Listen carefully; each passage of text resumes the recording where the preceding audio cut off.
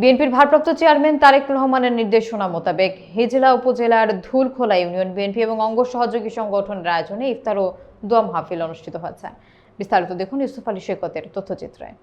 মঙ্গলবার 18 মার্চ আলীগঞ্জ মাদ্রাসা মাঠে এই ইফতার এবং দোয়া মাহফিল অনুষ্ঠিত হয়। এতে ওই ইউনিয়নের বিএনপির সাবেক সভাপতি মোহাম্মদ মোজাম্মেল হকের সভাপতিত্বে যুগ্ম আহ্বায়ক হারুনুর রশিদ মৃধার সঞ্চালনায় উপস্থিত ছিলেন হিজলা উপজেলা বিএনপির সদস্য সচিব অ্যাডভোকেট দেওয়ান মোহাম্মদ মনির হোসেন, সিনিয়র যুগ্ম আহ্বায়ক আলতাফ হোসেন খোকন, বরিশাল উত্তর জেলা বিএনপি সদস্য আফসার হোসেন, বিএনপি নেতা গিয়াসউদ্দিন দেওয়ান, উপজেলা যুব দলের সদস্য সচিব মোহাম্মদ আমির হোসেন বাঘা, স্বেচ্ছাসেবক দলের সদস্য সচিব দুলাল হোসেন, ছাত্র দলের আহ্বায়ক মহসিন শিকদার সহ ধুলখোলা ইউনিয়ন বিএনপির যুগ্ম আহ্বায়ক খবির রাহি ও নাগর ব্যাপারী সহ আরও অনেকে।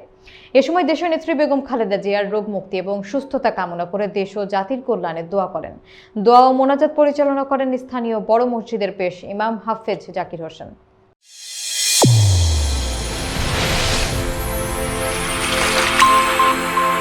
চ্যানেল A1 হৃদয়ের স্পন্দন।